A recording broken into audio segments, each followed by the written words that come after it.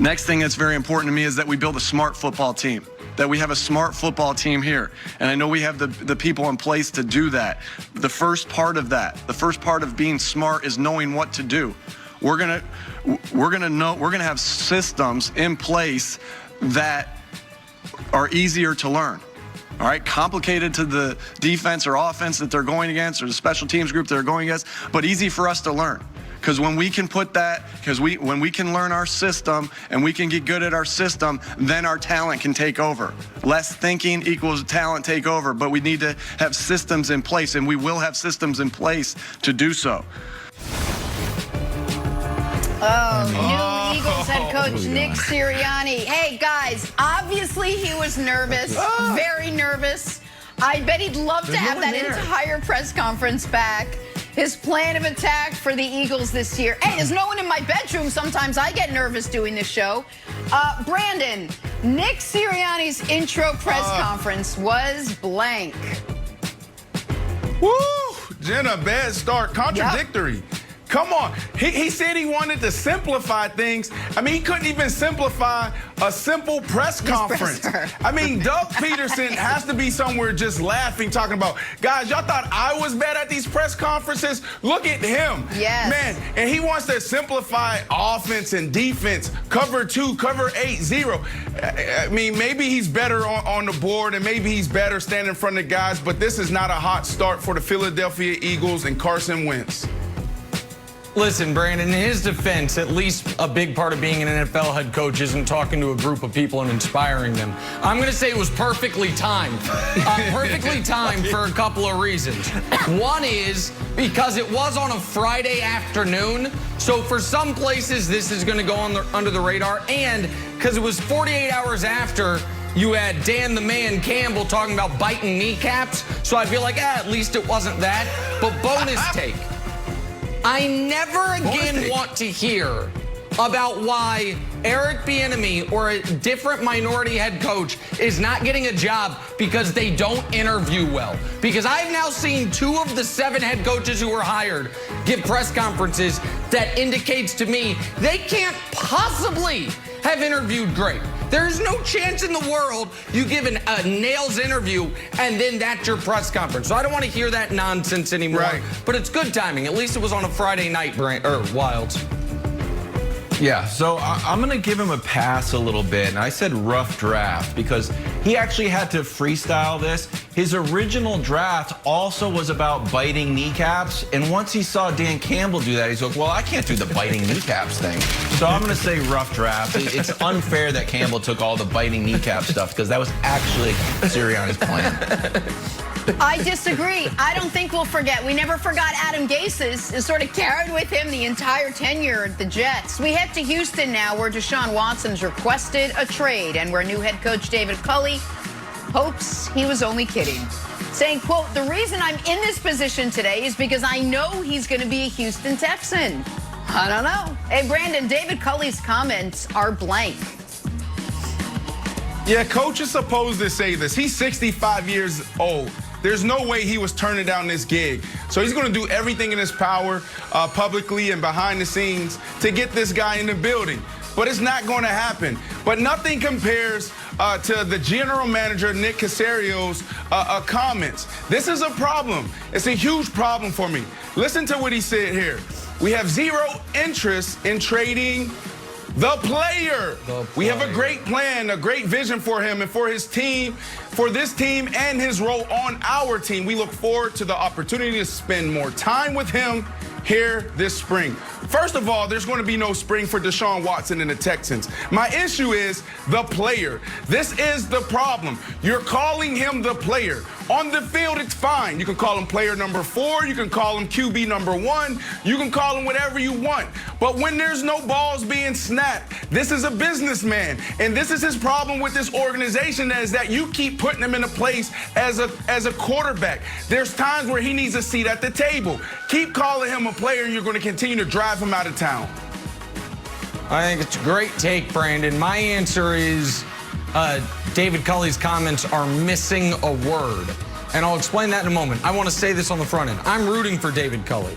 Paid his dues. Nobody has a bad word to say about him, and nobody has any idea if he's going to be a good or a bad head coach because he's never been a head coach before. So I am rooting for him.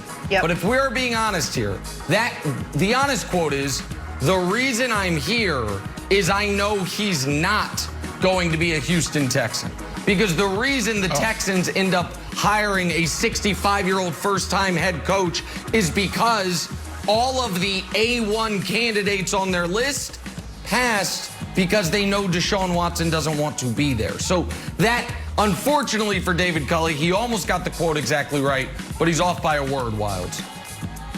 Okay, so I went with check your feed. This story has been dripping through your social media feed, and it's just been manna from heaven for us sports analysts.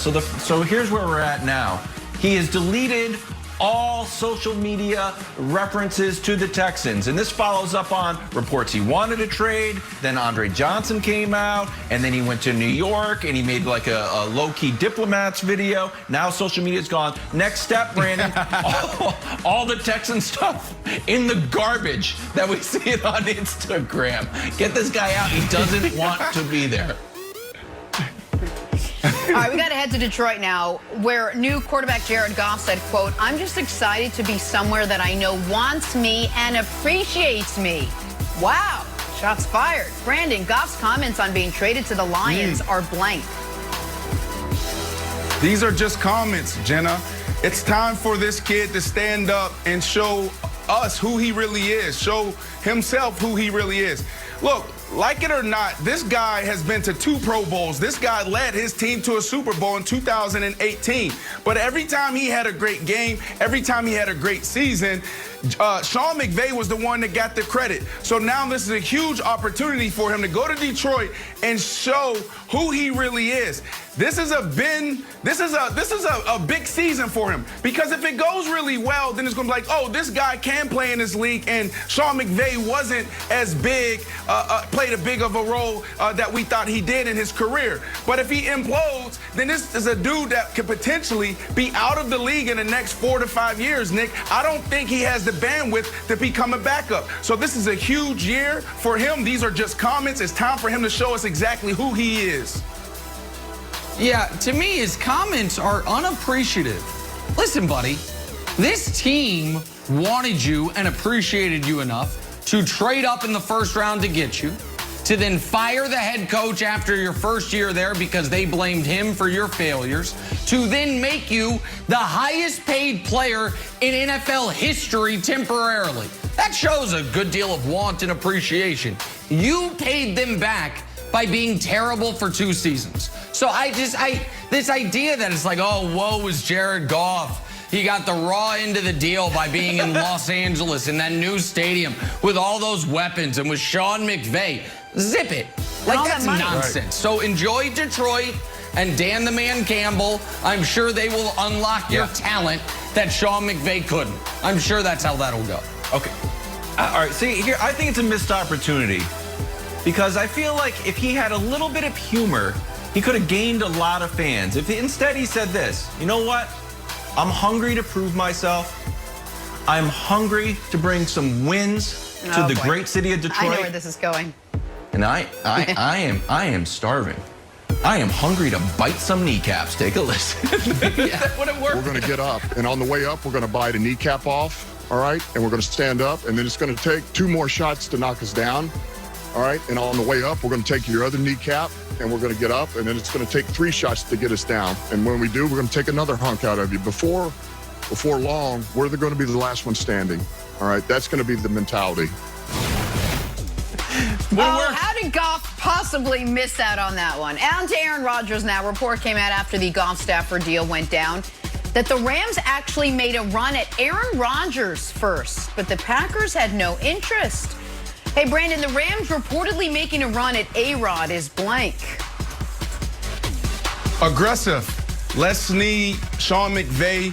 If there's a player out there that they believe can help them win now, they're going to go after him. They're in win now mode every single year. That's their attitude. That's their mentality. I absolutely love it. And there's no bigger fish to catch than Aaron Rodgers. They went after him, and they didn't get him. And I know that they didn't go out there with just chump change. They threw everything at the Packers. So that says a lot about the Rams, but it says a lot about Aaron Rodgers and the Green Bay Packers and how they're going to move forward, because there probably isn't a better deal that you could have gotten from any other team but the Rams. Yeah, to me, this is due diligence. This is not about the Packers so much as it's about the Rams. I'm going to report right now. Take this, Jay Glazer. I'm beating you to it. The Rams reportedly made a run, or not reportedly, the Rams made a run at Deshaun Watson. You know how I know? I just know. Logic. Common sense. They did it. They traded 2 firsts and a third for Stafford. I'm sure they called about Deshaun Watson. If they thought the door was this much ajar for Aaron Rodgers to leave, of course they call about him. And given his comments and the fact that the Packers drafted Jordan Love a year ago, that door doesn't seem to be welded shut the way it is, for example, with Kansas City and Patrick Mahomes. So, of course, they make a call. The Packers then hang up the phone and say, no, Jared Goff's hands in the cold are going to shrink even more. Can't have him in Green Bay. So then they call Detroit. That's what happens. So, like, that's just due diligence, Wilds.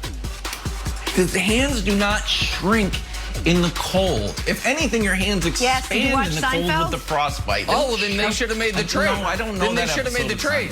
If the hands get bigger, I didn't know that. In any event, they should have made the trade.